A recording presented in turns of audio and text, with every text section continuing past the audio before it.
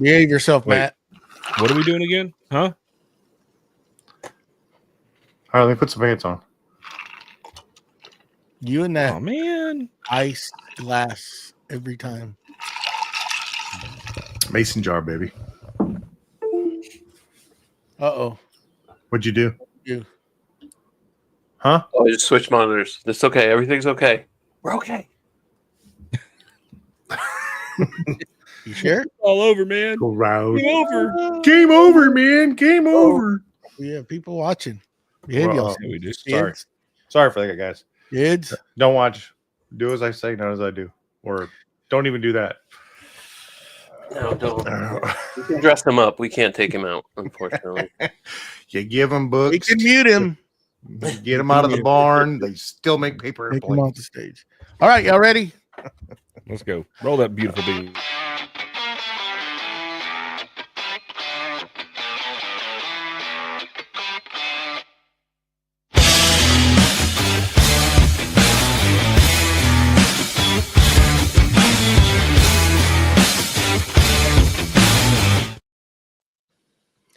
Welcome to episode 103, Creative Makers Podcast. I messed that all up. Welcome to Creative Makers Podcast, episode 103. I'm Joey with Steelblade Woodworks, and I'm joined by my host, Matt with Wacky Works, BJ with Byroms Custom Woodworks, and the famous Mustachio of the Wooden Mustache. How's it going?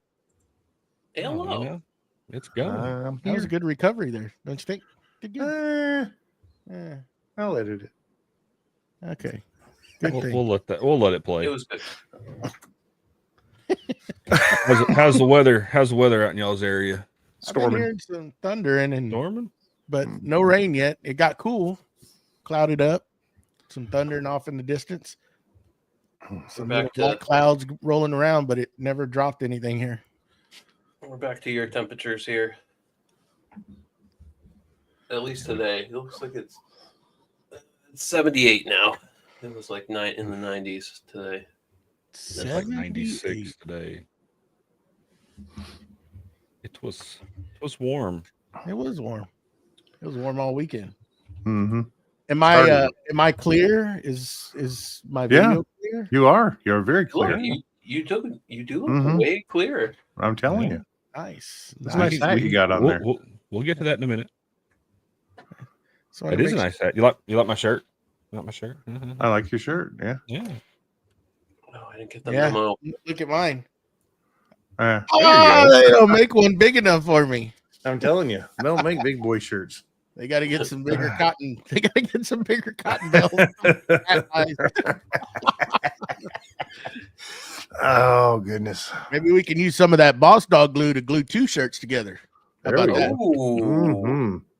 Hey, you know, Hey. CA glue might be better, actually. Yeah, glue. Well, I'll be poking you in the chest. I don't know. You ever got glue on a shirt? That stuff never comes off. Never. hey, that means you won't see our manly chest hairs. They won't come apart. To just be honest. I say if we do it, we put it on you. Then Leave it glue alone, BJ. Leave it alone. Leave it alone. You're thinking. Just let it go. There's- We're not gonna walk through that door today. no, Mhm. please not. All right. All right. Let's get into this. Okay. Let's get into that beautiful segment that we like to call "What's Glue with You." Now, proudly sponsored by the greatest wood glue company out there, Boss Dog Wood Glue. And let's start with old Mr. Wacky Works. What's new? Huh. What's new in your shop?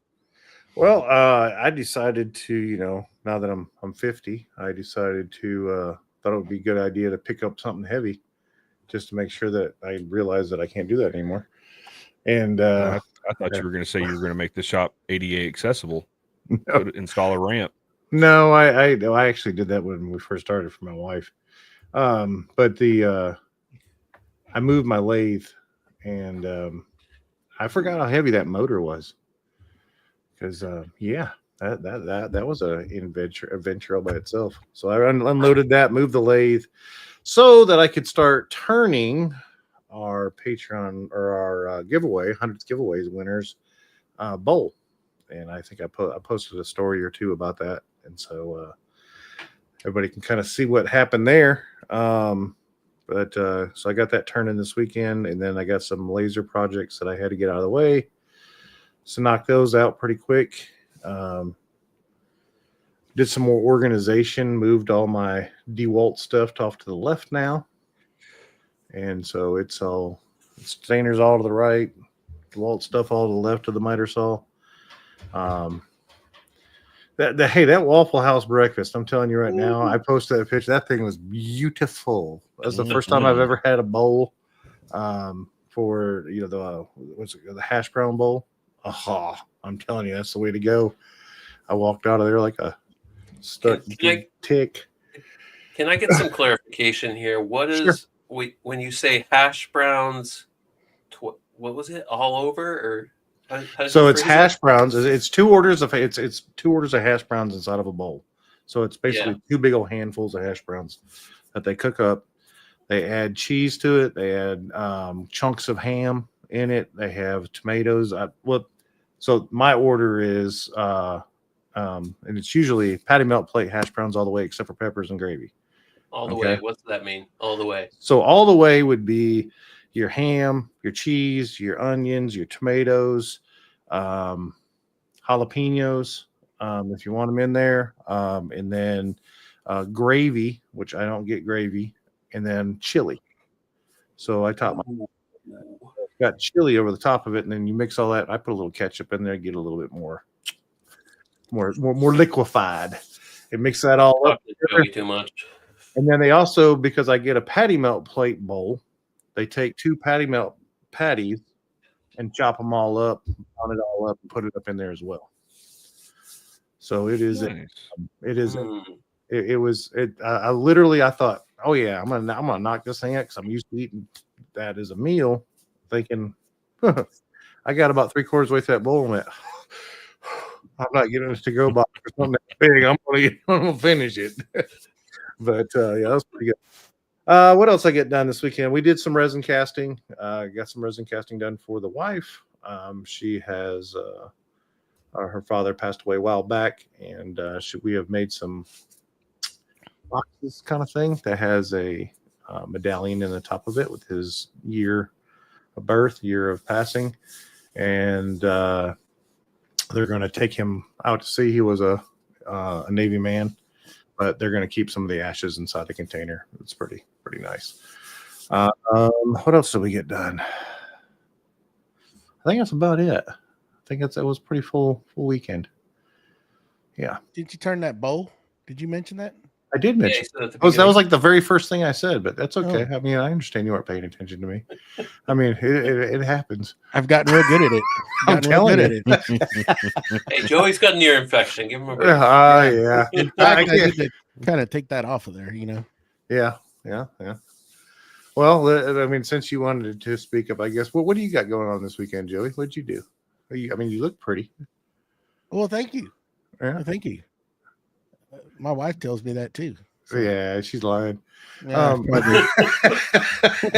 well, usually you look fuzzy. Fuzzy wuzzy wasn't there. I shaved today. No. I didn't say furry. I said fuzzy.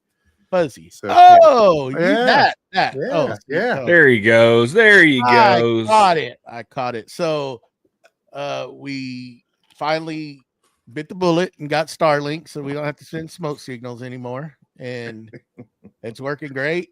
We had to overcome an obstacle. We tried to pull the line through an existing conduit that I had placed coming out of the barn when it first got constructed. It didn't work.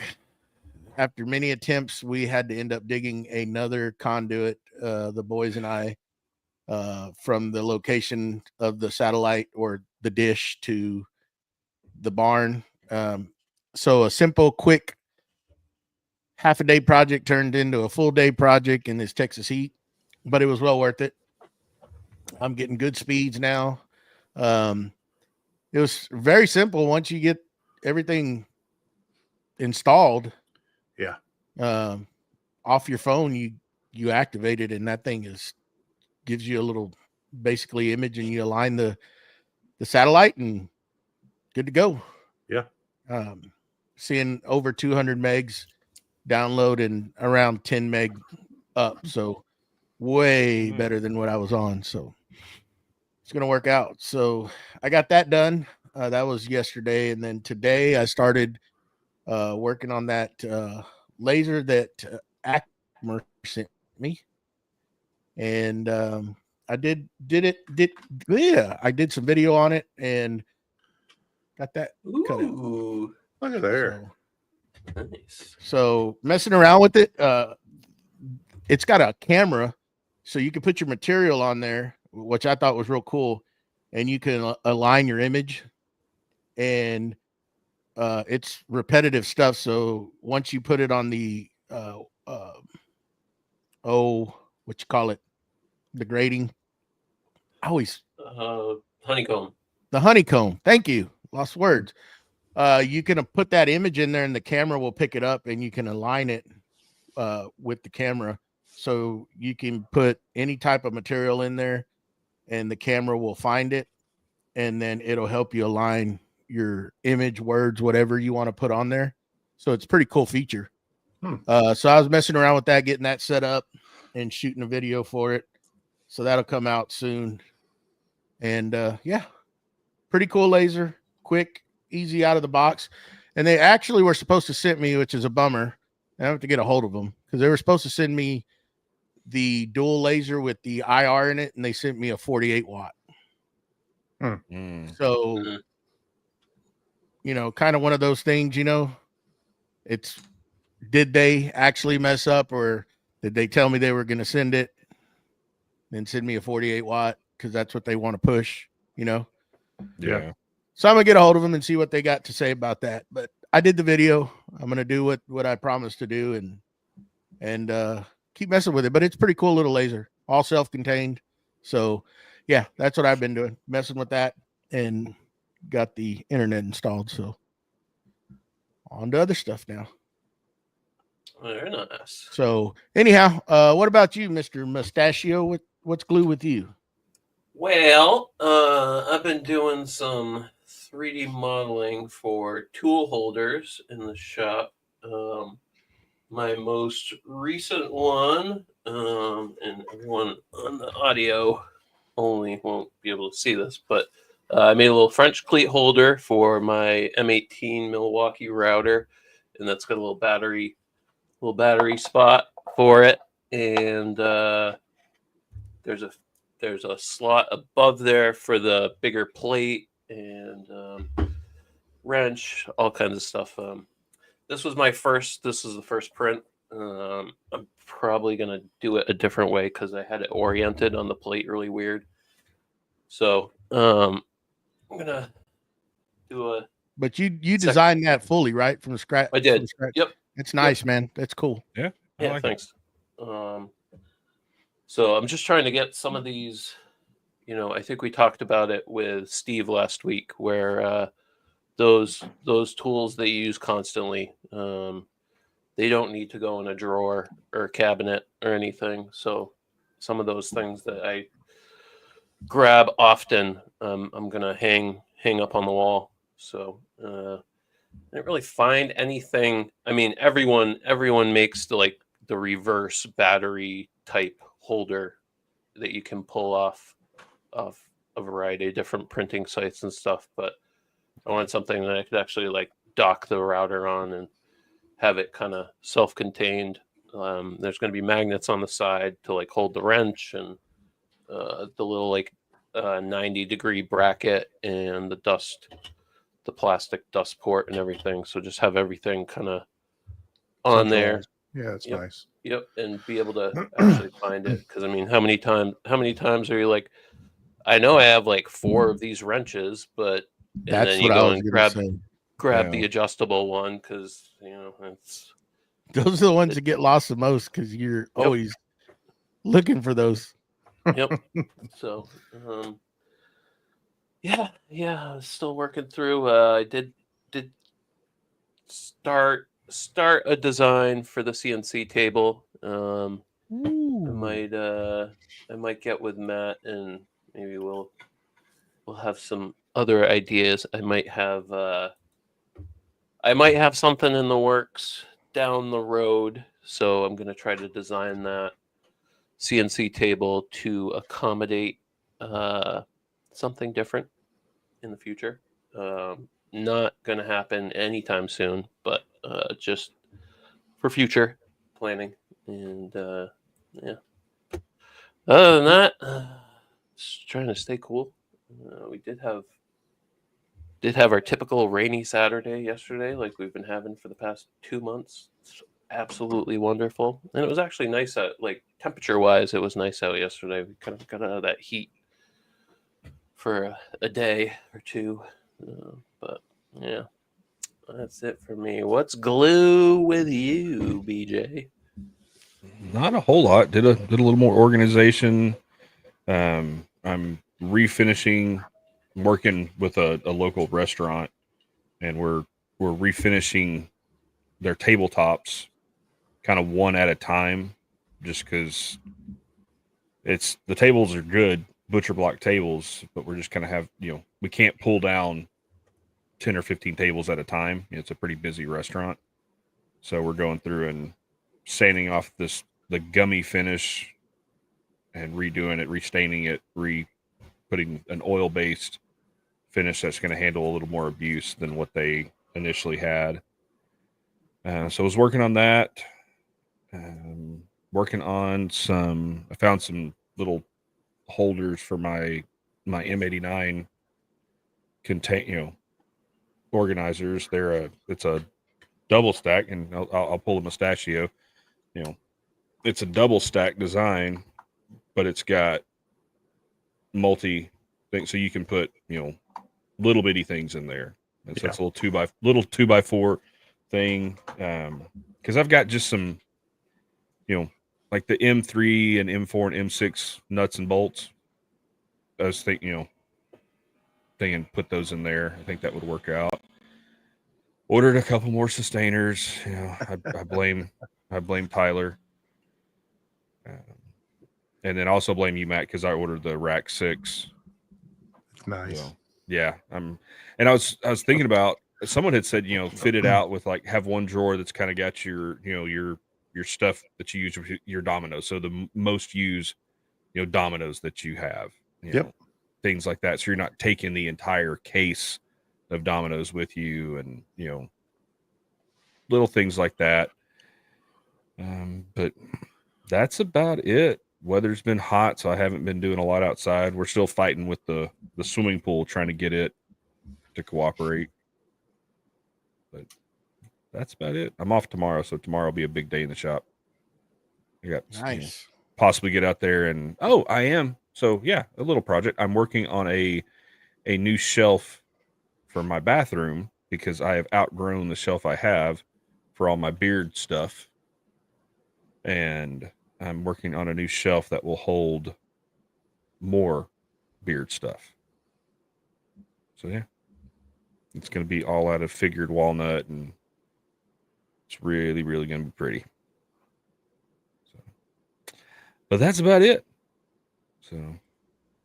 Mustache, you want to thank somebody, I believe, or somebody's, I want to thank more than somebody. Not just somebody, somebody's. Yeah, I would like to give a big old round of applause and thank you to our patrons out there. I will start off with Scott from Willow Creek Lumber, Don from What's Next Woodworking, Matthew from Artigiano Serio, Victor from Wim Designs, and Steve from Steve I Design. We thank you all for your support, and if you would like to join those folks and help us along, we have links on our Facebook, YouTube, and Instagram pages, and you can choose your level, and we thank you in advance. Yep.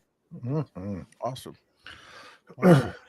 So do we want to go ahead and announce what we're going to want to do? Let's do it. So who wants to? Anybody? I'll do it. You want me to do it? Go ahead, BJ. Not everybody say aye. Not everyone at once, okay? Yeah. Have at it. So yeah, for our Patreon members, thanks to our wonderful sponsor, Boss Dog Wood Glue, we will be doing a giveaway that is exclusive to our Patreon members. So if you want to get in on that giveaway, go over to patreon.com/Creative Makers Podcast and join up so you can get entered into that giveaway. And that giveaway is going through the month of July, correct? That is correct. Yep. So we will do that drawing at the end of the month and announce who won that. Now, we were talking about another giveaway, correct? That's correct. And we're So kind we're of gonna- throwing this on him, but surprise. Yeah. So the other giveaway, now this giveaway is going to be open to everyone. And Mhm. what it's going to be is, and y'all correct me if I'm wrong, because like Joey said, you just kind of sprung this one on me. So if I don't get all the details right, please come in and correct me. Send us a picture of something that you've glued up, made with using Boss Dog wood glue. Now, you must have proof that you use Boss Dog wood glue. Don't AI a bottle of Boss Dog wood glue into the picture. So, and you need to email that to us at creativemakerspodcast at gmail.com. Yep. Please don't tag us. Please don't send it to us on Instagram. Please email it to us just so we can keep up with that. And then there will be a judging at the end of the month, and there will be a giveaway for that. Yeah, there'll be some more coming up on it. And Yep. It doesn't need to be nothing long, just a short clip. You can break it up if you're doing, any sort of video and you know what we're talking about. Just kind of give us little tidbits and show what you did in a final picture of your product, and then we'll go through there and judge it. And we'll get with Nick and go over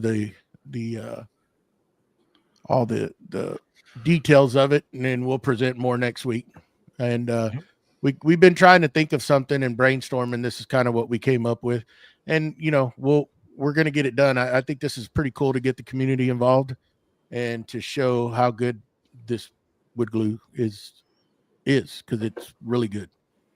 And that'll be cool to see what y'all come up with. So remember to head on over to Creative Makers Podcast at Gmail, and that's where we want it sent. If you want to tag us, I guess that's fine on I think it'd be a great Instagram. idea. It's great. There's nothing wrong with it. We'll share everything that you tag us with. Yeah, it's going to be fun, but to enter, it needs to be emailed to us. So any other input? Do we have dates? Do we have dates yet, BJ? Dates as far as Like, what's the cutoff? When does everyone End of the need month. to? End of the End month. of end of the month. End of July. Into July is Yeah. we're going to run it through into July. Yeah. Cool. So. Yeah. So, yeah. So, yeah, if you go ahead, Matt. Yeah, I just think go ahead and tag us. Go ahead and post it on Instagram. Tag us and tag Boss Dog Glue, and that way we can get it, shared around, and we all can see it, and Nick will see it, and we can kind of go from there as well. It doesn't hurt to tag on Instagram. We all get to see that kind of stuff, and everybody else gets to see it too. So It'll help promote your channel too. If you're Yeah. on there and you watch Yeah. your channel, we do not have a problem with y'all tagging us on anything. Just bear with us because it might not get shared right away, but we're always in there looking. And it doesn't necessarily have to be for this giveaway. If you want to just tag us on something, we love the support, and we will share it and let people see what you're doing. But this ought to be pretty fun. I think so. I'm curious to see what we're going to get and excited to kind of go through there and see what everybody comes up with. But that's something cool that we can that we can do, get the community involved, So I can do it too, right? Nope. What? No. Man, cheaters. Not allowed. Not Jeez. allowed. I think I should be able to enter my own stuff and judge on it. Come on. Employees and immediate family are not eligible for this promotion. And don't go make a fake account, Matt. Would I Well, do no. that? Well, no, we already know how your beautiful arm looks from Exactly. past videos, Yeah. so there's no getting by. See how good it looks right there?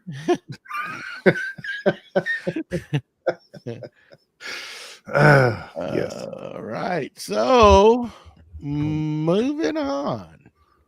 What are we going to talk about today? So we're talking about some something that's changed, the upgrades that have changed the game. Upgrades that have changed the game. Yeah. In our shop, right? Yeah. So upgrades to tools, to tools that we own that have changed the game. Yeah. Okay. I mean, it could be anything. I mean, you go from a screwdriver to a drill. I mean, that's a major upgrade, you ask me. And when I stopped using that bit and brace and actually got an actual drill, that was a pretty big upgrade. Yeah, Mm-hmm. yeah. No, I mean, I think there's a lot of things out there. I mean, I hand routed. I hand routed.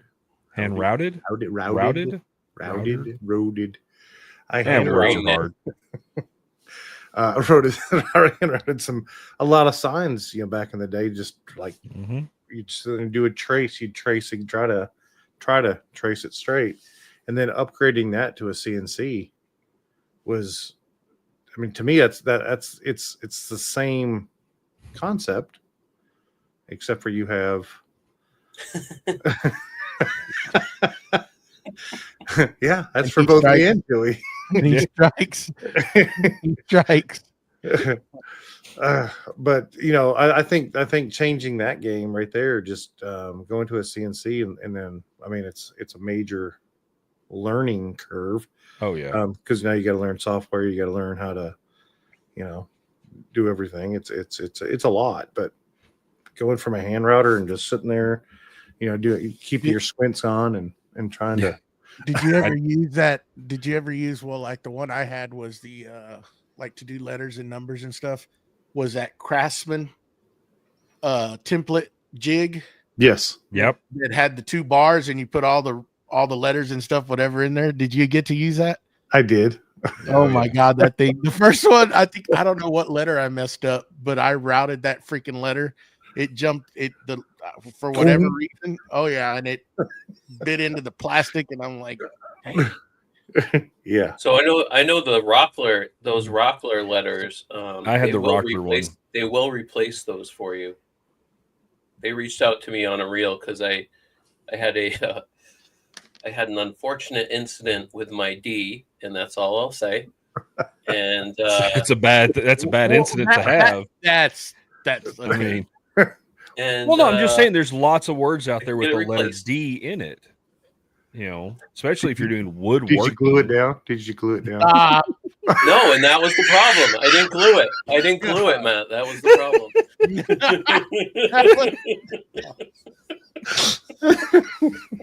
It stuck to my table. Stop. You weren't using the proper PPE, is what you're saying. Oh. No. Anyway, so Matt, I'm with you on that because I did the same thing starting out. I hand routed or routed or whatever the proper word is. I don't know. Someone in the comments correct us. Somebody get a dictionary out here. Yeah. I did the same thing. I had, a trim router and a bigger router depending on what I was doing. And yeah, it's just like, oh, oops, you slipped a little bit and this stencil's not good anymore. And going to a CNC, there was a big learning curve, but to be able to know that your stuff is precise, it's going to look quality, and you can work on other things while it's working. That was a big game changer. Getting a CNC in my shop. The tool purchase I do not regret. Yeah, you just have to pay that employee once and see you later. 100%. Well, I mean, you gotta buy it stuff every once in a while, make it feel good. True. Like router bits that you dig in and then take off with it, and it doesn't. These pictures. What do he send you already? I already saw people. Is it after show stuff? This picture, because that's me. I'm just wondering how he got that picture. Back on track. Throughout the show, Jamie struck again. Sorry. Okay. He's sending me stuff over here, and I'm like, oh God, here we go. It's gonna be one of those shows. Mustache, keep your hands to your side. Hands inside the ride at all times. I don't know what to do with my hands. Do not do anything. He is in the chat, and he caught me already. That quick, he got me. Go check out the Creative Maker podcast Instagram for stories later. Jesus. So I'll throw out a game change tool upgrade for me. So, we've all got planers in our shop.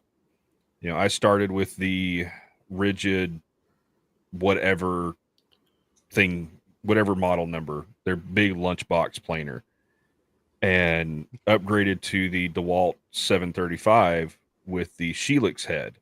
Mm-hmm. And going from a straight blade lunchbox planer to even a Helix head, and I know the 735 is still kind of a lunchbox planer. Mm-hmm. That in itself was a huge game changer. But the biggest upgrade to that, because I bought it with the Helix head, so I didn't upgrade it to the Helix head.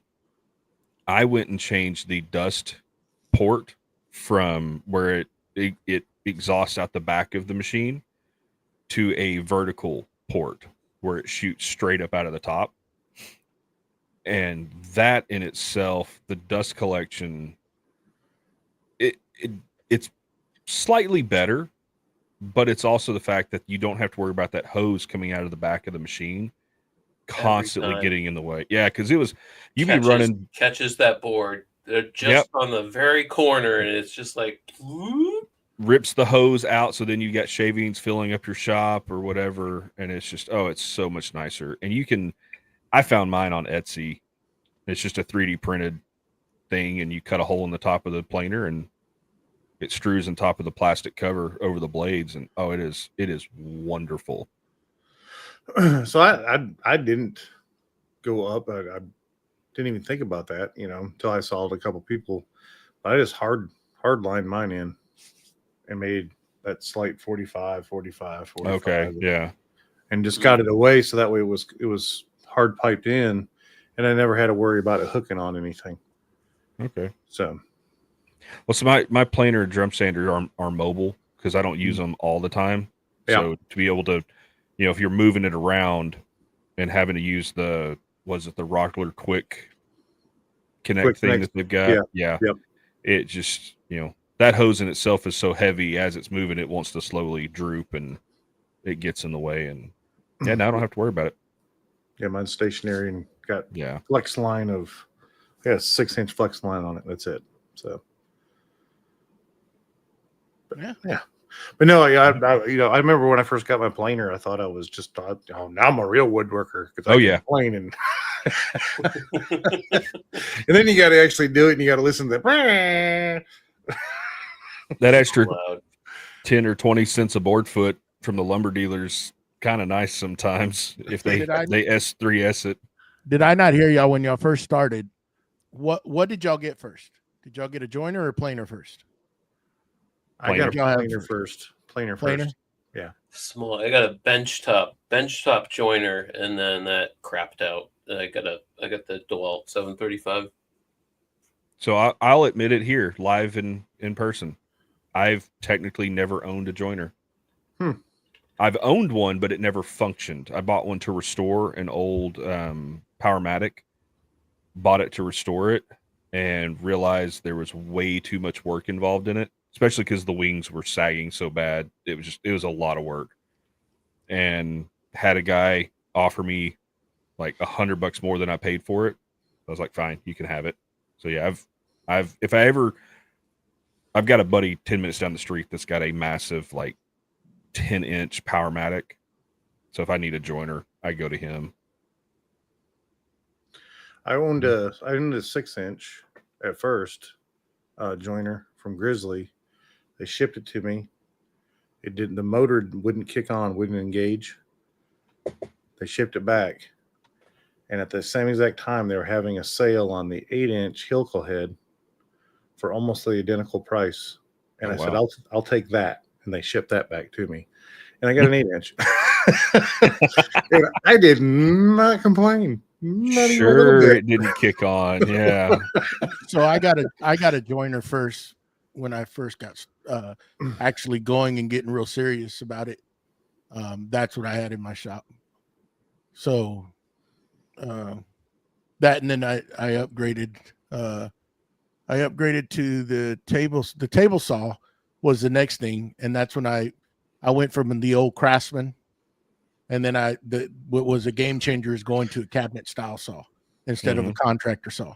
Oh yeah. And I got that Powermatic 66, found it up north a little bit and went and picked it up. And that was like a total game changer, just the stability, you know, ripping plywood and stuff like that. It made it so much safer. Yeah. Built your confidence, you know, trying to do it on a job site saw that didn't have a whole lot of weight. Yeah. Holding the saw up and the plywood up. Or a thing wanting to tip over, you know? Yeah. So yeah, that was a big game changer back then. I still have the saw. I love it. You know, and then over the years I've upgraded to the saw stop, which was, you know, something that back in the day I always wanted to do it. I just, you know, the funds weren't there to do it. And back then when it first came out, I think that saw was about a couple of $1,000, I believe. Somewhere in there. And of course now it's way up there. Over $3,000 for that saw. Hasn't that saw stop been around for what, 15 plus years or something? I'd say close to 20 at this point. Is it 20? I don't think so. I want to say it hit the market somewhere around. I could be wrong. By the time we heard stuff down here, you know, because back then the internet wasn't all that, you know, it's not like it is now, you know, social media and all that stuff. Yeah. It wasn't as big, you know, you went pretty much everywhere to, you know, like YouTube to, you know, Mark Spagnola and stuff like that, you know, and that's kind of where you scrolled through there to find some stuff. But now Instagram and TikTok and you got Facebook now, everything's on there. But here, let me show y'all something. Okay, I'll have it.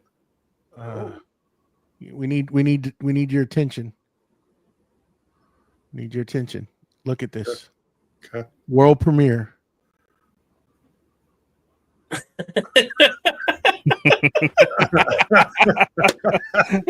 Yeah, we sending smoke signals. Love it. Oh, I think it was a cross between you and Izzy. Very close. All right, so I got answers to our questions. Okay. So, SawStop, the company was founded in 2000. The technology was invented in 1999, and the first SawStop table saw was sold in 2004. So 20 years. Yeah, there you go. Woohoo! I was right about something. I need to clip this and send it to my wife. There you go. So yeah, tables. Oh, go ahead, Joey. No, go ahead. Go ahead. No, I was gonna follow you on the table saw thing because I started with a Ryobi, you know, table saw that. I mean, it was a table saw. It sawed, and then I upgraded to the rigid. I think they call it a hybrid saw. So it's not a cabinet saw, but it's not a job site saw or whatever. Okay. And it worked. And the biggest upgrade to it is I put a Biesmeyer style fence on it, because anybody that's owned that rigid saw knows the worst part about it is the fence. It clamps on the front and back rail, and it always gets out of square. So putting that Biesmeyer style fence was a game changer in it. Used it for years, and then finally, you know, saved up the funds to buy the saw stop, and I've never looked back. I think my first table saw, and I put this lately, was a borrowed table saw from somebody else. It was a Craftsman. I think it only had like the rip fence would only go over 12 inches. Anything after that, you had to guide it yourself. Oh. And so then I found on it was a garage sale. Somebody had a cabinet saw, and it was I don't even remember whose it was. I think it was Delta, and it was a huge wide base, and it was all cast iron, and I had to leave it there overnight because I couldn't pick it up and put it in the back of the truck. And came back with some buddies who helped me pick it up and put it in the back of the truck and take it back home. Got it working, and then I upgraded after that to started getting some older stuff. I like the older stuff, so I got the 1948 Delta Rockler table saw, the Unisaw. Love it. And of course, I got the Beasley fence on it. You just got to. It's quick. It's a quick retrofit. Yeah. So, and then I got, a little older, realized that holding up that piece of plywood when you're trying to rip it, even on the cabinet saw, you need more. So I built a whole table around my table saw. So that was, to me, that was a huge game changer because I didn't need somebody else there to help me. I could actually pick it up, I could put it on there myself, and I could make all my cuts. And so, my wife found it very helpful as well. So she didn't have to be in there helping me. So, do you have it to where like the left side, the cutoff on the left side of the blade, it's not going to fall off onto the ground? Correct. It stays on the table. Oh, that is nice. Yeah, the whole entire thing. Even after I push through, there's 6 feet from the edge of the blade to the back. So even an 8-foot sheet isn't going to fall off. Nice. I like that. Yeah. At the top of it's 14 foot by 14 by 12, 14 by 10 and a half, 14 by 10 and a half. And so that's a dance floor. Yeah, it is. And it's a torsion box. The whole entire thing's a torsion box. So, I had to be fancy and do a torsion box, even though it wasn't needed. But yeah. And then trimmed to maple. Ooh, pretty. Yeah. What else was a game changer for you, Mustache? So many things. I mean, I think just the one that you use every day is the one I'm thinking of for you. Mm-hmm. Is you're using it right now for the designing stuff, your 3D printer. Yeah, that I've been using the crap out of those two. I mean, and I got one of the, what is it? What is the company? It's the Einstar. It's the Einstar 3D scanner.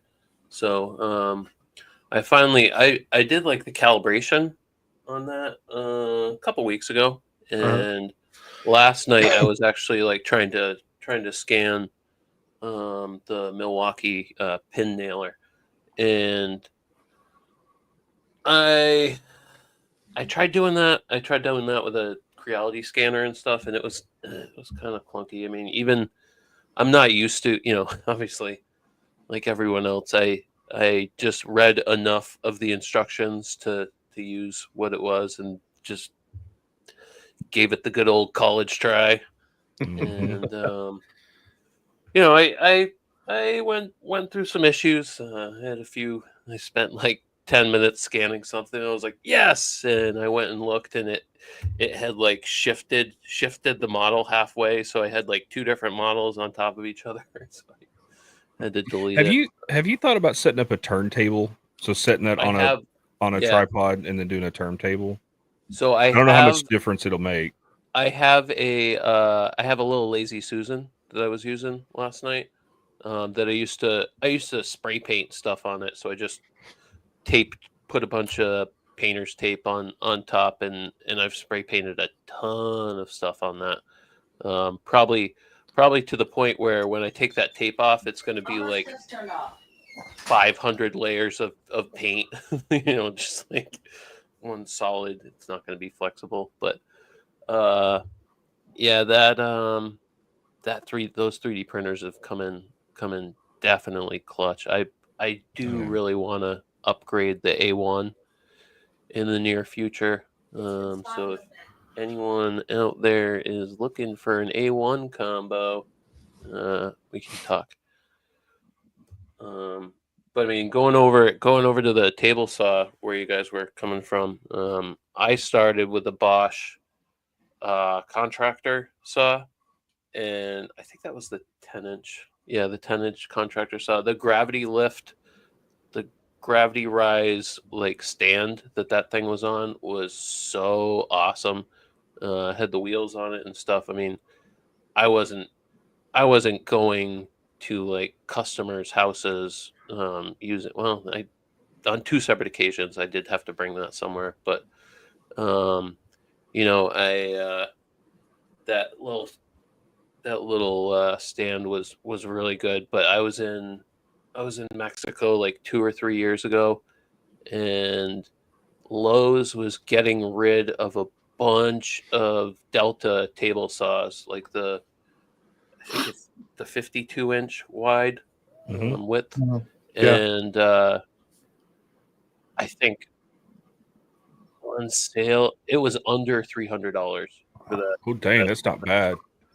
And I pulled the trigger, but I was in Mexico, and I texted my buddy, and I was like, dude, can you run, because I found one of the Lowe's that had 2 in stock, and I'm like, hey, can you go to this Lowe's? It's like 15 minutes away from his house, and go and pick this saw up. I'll Venmo you right now. And he goes, haha, I think you spelled saw stop wrong. And he refused to go and pick it up for me. I'm like, you jerk. Like, what? So I texted another friend, and he's like, oh, absolutely. I'll be home in an hour. I'll go over there now. And they actually had, they still had 2 in stock, and he ended up getting the second one for himself. He's like, it was such a good deal. Like, I just had to pull the trigger too. And I have experienced what you're talking about with that fence, BJ. I mean, out of the box, I went through, checked the blade to be 90 and all the other steps and stuff. And the biggest, there's that little, because that came in a little tiny box, and you got to assemble the whole thing and whatnot.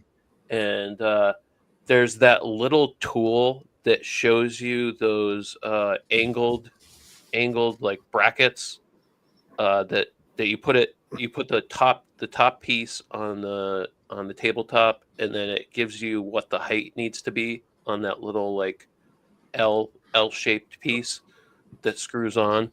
And I lost that calibration like thing, and I've looked online. I'll look a little more for that stupid piece, because it's not quite perfect.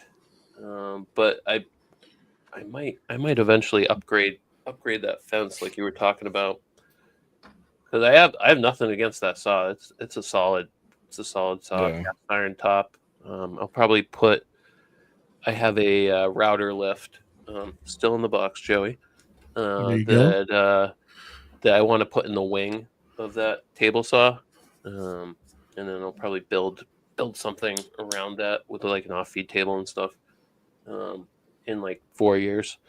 So True story. but yeah. So we're talking saws. So Woodshop, saws are a pretty big upgrade. 3D printers, big saw upgrade for me. Bandsaw. Going from, and I grew up using an old Craftsman bandsaw that I think the biggest blade you could put on it was maybe a 1/2 inch, but Dad always kept the thin blades on because he cut really big curves and stuff for signs and stuff with it. But going from the first bandsaw I bought myself was, again, a Ryobi, and hey, you're just starting out, cheap tools, not a bad deal. But when I got my Laguna, that 1412, oh, it's night and day when you go from a bandsaw that is primarily made out of plastic to one that is primarily cast iron. Oh, I mean, I can't pick it up and put it in the back seat of my truck when I want to go somewhere, but at least I know as I'm sawing with it, it's not going to fall over on me if I don't have it clamped down. Yeah. Yep. Like, I still have my first one. Mine was a Porter cable. That little bitty Porter cable, the tabletop style. Yeah. Still got it. Part of me wishes I kept my Craftsman, my smaller Craftsman bandsaw, because that thing was terrible. But those, you're always going to have those quick cuts where you're just like, I just need like to take off this much, and maybe your table saw is full of crap like mine, or you're looking at every free surface and it's all got stuff on it. You're like, we talked about that last week, Mustache. Well, I use mine. Well, I have mine sitting there so that my wife can use it to cut pin blanks, and it works perfectly. It has a fine blade on it. I'm not worried about, with that fine blade that it's going to be super aggressive, and she can cut it, and it cuts through that and the brass tube at the same time. So cuts it all into her lengths that she needs. It works great. I mean, that or using the big old Grizzly, there's no sense in it. And I got an aggressive blade on there, a 3 TPI or something like that. Something like that. She needs something with a lot of teeth on it and can cut a good straight line with it. It works out great that way. But I'm not. It's a definite upgrade to go to the bigger bandsaw. I mean, super game changers. So now I can resaw things. I can make my own lumber, my own. Heck, the last cutting board I made came off of walnut that I had. I had some 10-inch diameter walnut. I cut it all into stuff, dried it out, and then used it for a cutting board. It came out great. Yeah.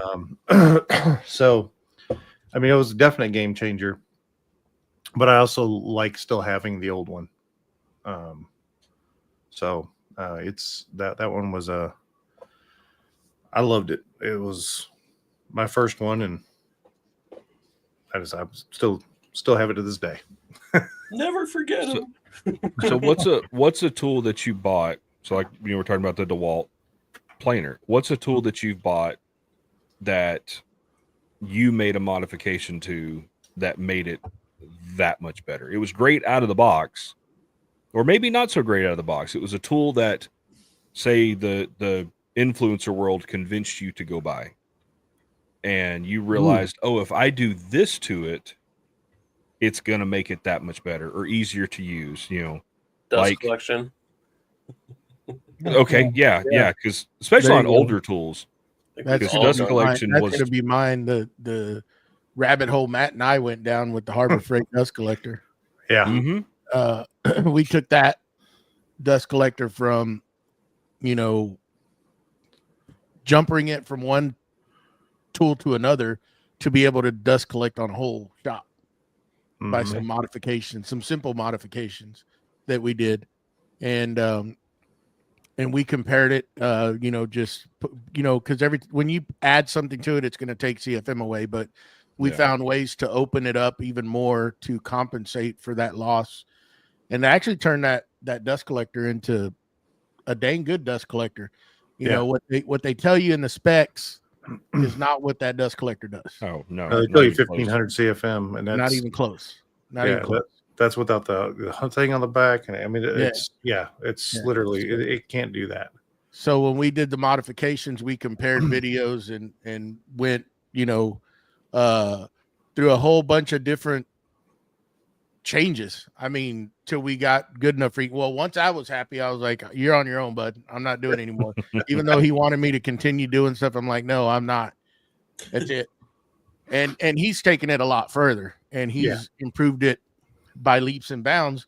Which, when you're on a budget and you can't, go out and buy one of these bigger dust collectors, you can get by on that Harbor Freight if it's done correctly. Yeah, and it will work, and you can collect on a whole shop. And there's a lot of people. Sometimes you got to be careful because you really don't need those big, huge collectors. You got to really kind of judge and get some professional help on that because you can, just like anything, you can overpower it. You're wasting where you can utilize those funds on something else. But that's mine. What about you, Matt? Oh yeah, the dust collector by far was one of my biggest upgrades. And then changing you first sending out the the inverter from going down from a 4-inch, it was a 5-inch intake to a 6-inch intake. After we changed it, the impeller, from a 10-inch to a 12-inch made a huge difference. And then me changing the elbow what comes out of it, so we can blow more out of it, more intake, more exhaust means I can take more in faster. And then the dust box, modifying that so that I can clean the filters without having to remove them, because I know anybody that has a dust collector has to, and they use a HEPA filter, and you got to sit there and take that filter out and blow it out and clean it all out and put it all back up. I can do it right in place, and I can drop it down and suck it into a shop vac and be done with it. And it works so much better, so much quicker. Makes it enjoyable. Well, I mean, if as much as you can cleaning a filter can be enjoyable. I don't have to take it down. I don't have to put it back up. I don't have to disconnect everything from it. It's right there. Yeah. And so that's been probably the biggest upgrade that I think that I've done to a piece of equipment that was purchased. Heck, I purchased that piece of equipment on I think it was on Craigslist or something. So yeah, I've had mine 6 years, and 5 of those 6 years it has not looked like it did when it came from Harbor Freight. Because and I just recently did the impeller upgrade, with the all new ducting. I still need to do your upgrade with the dust box and everything, and then the inlet upgrade from the Cyclone, because it goes down to 5-inch, and so I need to do that. And it's already just doing the impeller upgrade in itself, going from the 10-inch to the 12-inch impeller. That is night and day. That wakes that machine up. Doing that, and getting rid of that bag that they sell it with and going to a pleated filter, that makes a difference. Now, downside is, like Matt, you were saying, you got to clean it. You got to clean it a lot more. But those bags, I think the bags are 1 micron, 5 micron, and 5 the pleated micron filters are 0.5. Yeah. That thing, I always remember every time I turn it on, you just see it go poof, and just dust would go everywhere. And it's like, what's the point? But if I'm not mistaken, those bags are made to have the part of their protection, right? Correct me if I'm wrong, is to have dust in them. By cleaning them out, yes, you're kind of, as you use it, it gets more efficient. Right. As well, more efficient as holding dust in, but it gets less efficient on the suction. But yeah, because I did was it the WIN filter? Yep, WIN. Not WEN, WYNN. Yeah. And yeah, that was.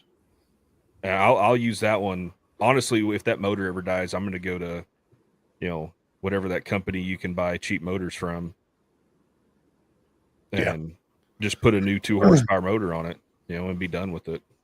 Yep. I think I paid more for the filter, that WIN filter, than I did for the dust collector itself. Oh, 100%. I think I paid. I had a coupon on mine, so I think I paid less than $150. Now this one, so I'm going to post this. I'm going to put this up because I agree with him 100%, and I know Joey will too. So yeah, absolutely not. Those Pegasus blade clamps, I've heard they are spot on. Yeah. They do. I just don't think they worked with my Delta scroll saw. They will. No, Delta. I know DeWalt for a fact they do. Okay. I don't know. I'm even talking. You guys don't care. Hey, I care. I support scroll saw usage. In the shop. To hold open your door. You gotta keep my door open. Saw for children. It helps. It helps real good down here in South Texas to keep the air flowing through your shop. Yeah, if you had air conditioning, you wouldn't have to worry about that. Even holds open doors have actuators on them. So. Oh.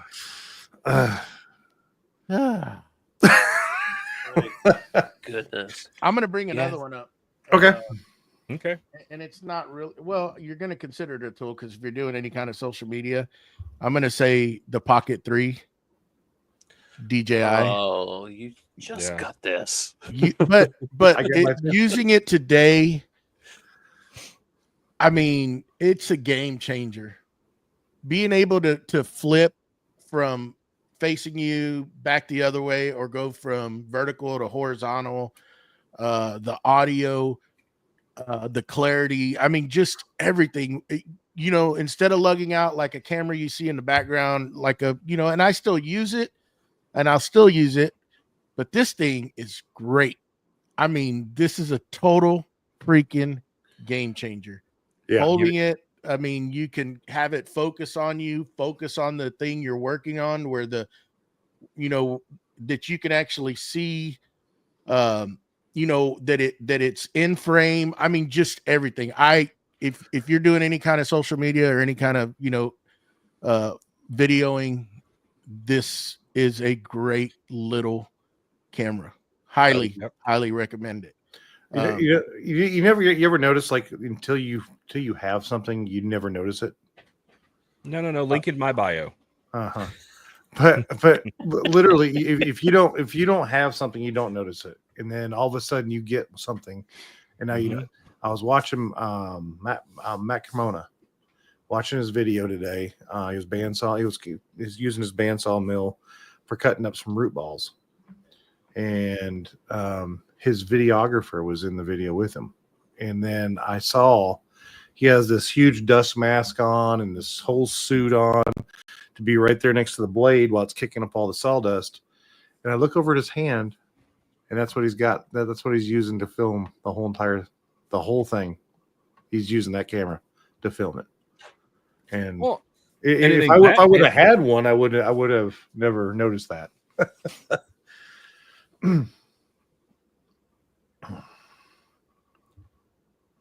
You can change that. Yes, option. you can change that option.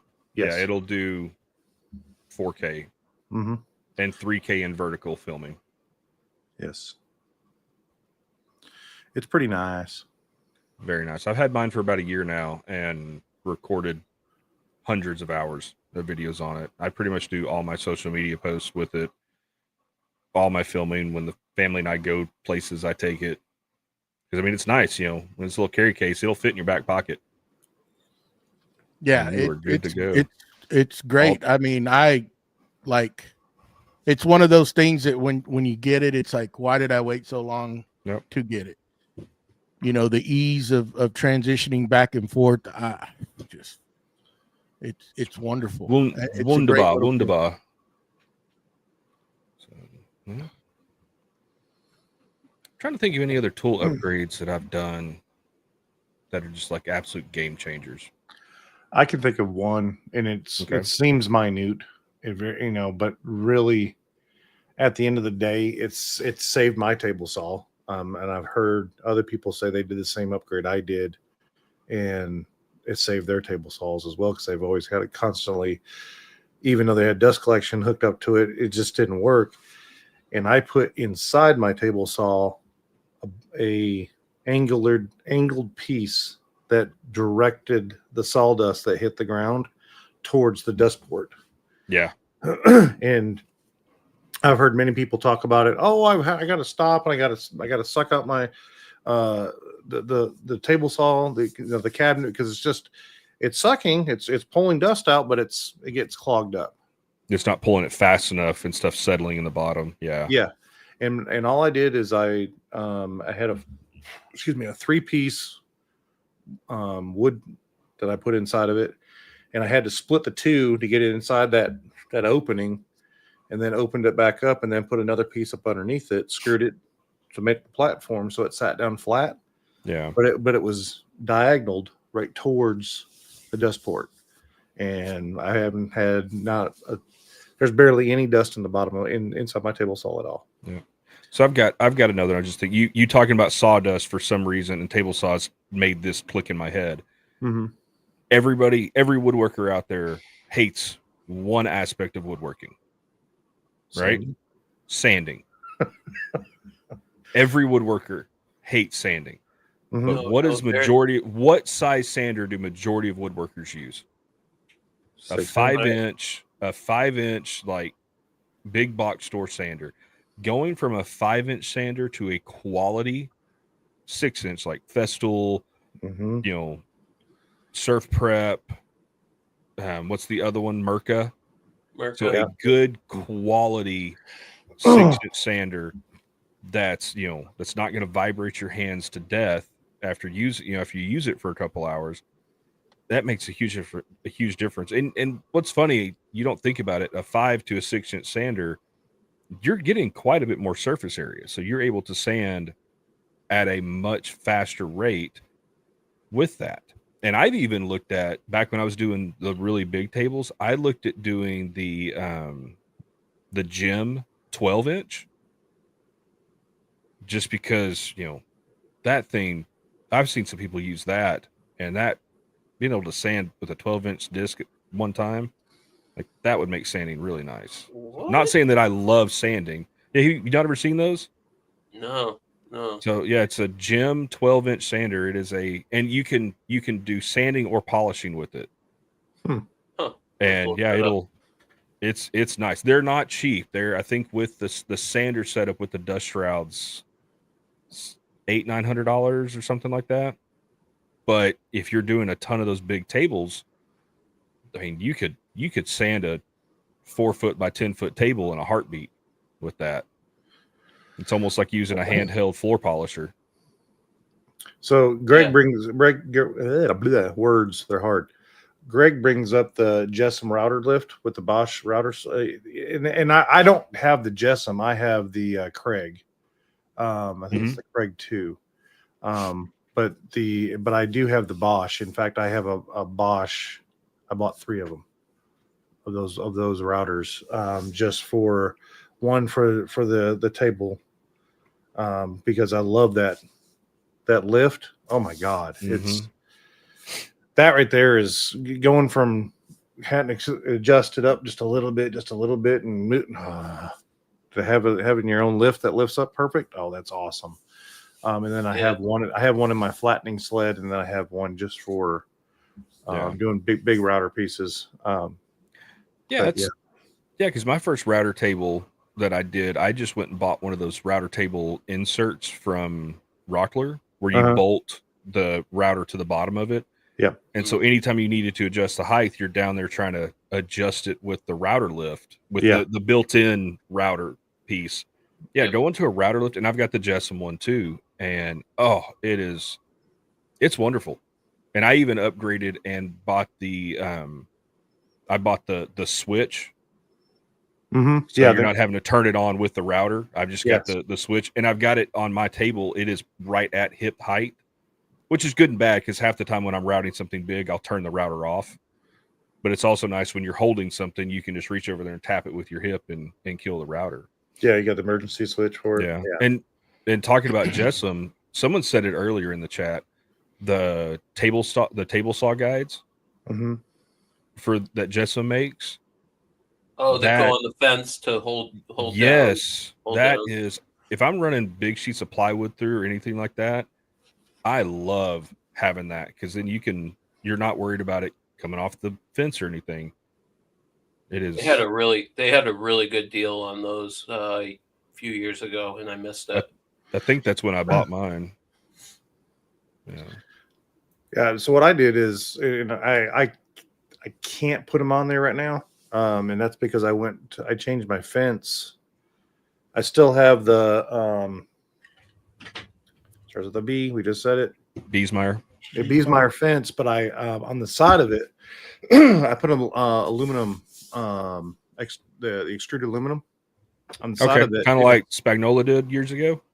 I have no idea, but mine's 6 inches tall, so I can also use it as a reference for flatness for doing taller pieces. Yeah, that's cool. Yeah, and so I have that on there. I wasn't sure about it at first. I bought it. I knew I needed something new because my original had an overlay over top of it that was laminated.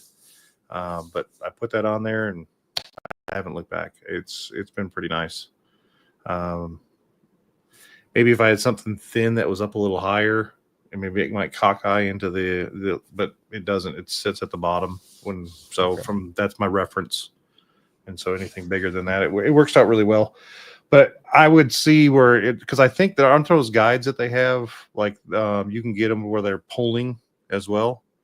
So I don't know if they have the power guides. Mm-hmm. There's a company that makes those power guides, Yeah. Where when you put it in, it'll automatically, or power feed, not power guide, excuse me. Yeah. Because they make them for router tables and table saws and everything like that. So if you're just churning, a ton of material through the saw, you can just put it in there and go and set the speed, and it's awesome. I don't know why, but that would, it seems, I'd be hesitant at first. I'd have to play with it for a while to make sure, because I know when I'm feeding it through, I know what I'm feeding. I can hear the motor. I can hear everything. I know, and it doesn't hear that. It doesn't register that, oh, you're putting more load on this. Yeah. Yeah. Because if the table saw cut out and that thing's still trying to feed through. But I would think the only time I've ever seen people using it is when they're using those big, heavy duty industrial table saws that are going to cut through just about any type of wood without bogging down. I've got the 1 3/4, and depending on what I'm cutting, I got to run it pretty slow. Yeah, I'm running the 3-horse, and it's basically a brand new motor on mine, but it's still 3 horsepower, and you cutting something thick on it or something that binds. Yeah. So, well, you don't have a what are they called? Curve or a rising knife. Riving knife. Yeah. Yeah. Mine's literally, it's a 1/4 to 3/8 of an inch off the top of the table. I have one in it. It's hard to retrofit because like I said, I lock my table in. So the one on the inside there's a company that does make it. But it doesn't adjust with the blade.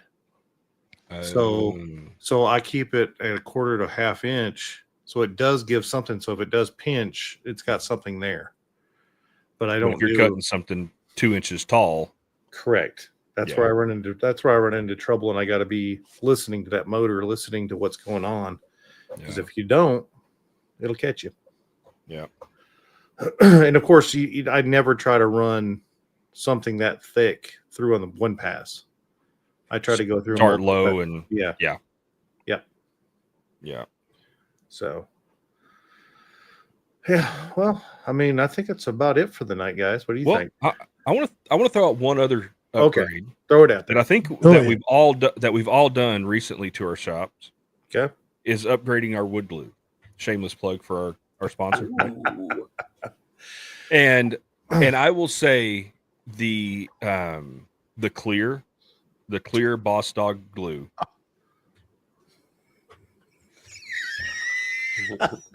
Shut up, Matt. Shut up. Okay. I ain't gonna say a word. Not even gonna say it. Anyways, we won't say that's what I was saying. So using my 2 favorite glues from Boss Dog are the clear, and that is becoming my general purpose glue. Yeah. Just realistically, anything that I'm gluing, unless it is walnut, I am using that clear. I haven't got to use the outdoor stuff yet, but I definitely want to.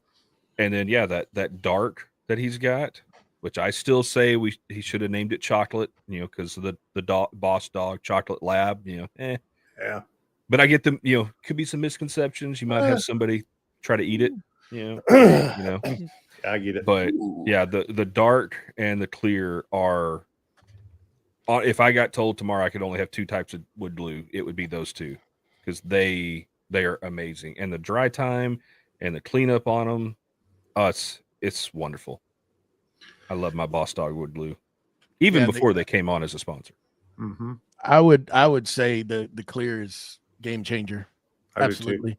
Yes. I used it on this project right back here on this top for this counter, and it hides your mistakes. Yeah, it really does. Yeah, having that glue tint is a pain, because when you get it, if you don't get it all out in those corners, and then you're trying to get in there, it'll especially those yellow glues, because man, when they dry, they get even more yellow. Yes, and if you're gluing up maple or something really light, that yellow sticks out like a sore thumb. And there'd be some discoloration in there too. Yeah. Well, and I just think like the sandability of it, and I was even telling Nick about this with his CA glues. if you're filling in little cracks and stuff on different things, I think the CA glue, it sands off so much nicer than other brands that I've used.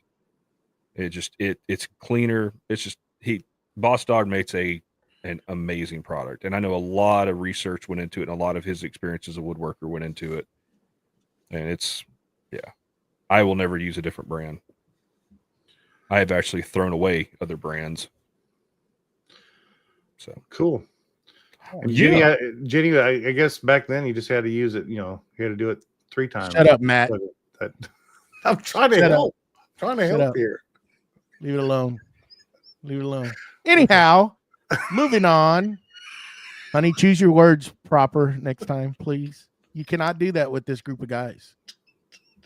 Did y'all want me to put that one on the screen? No, I don't want you to put it on the screen. No. Oh, okay. How about no?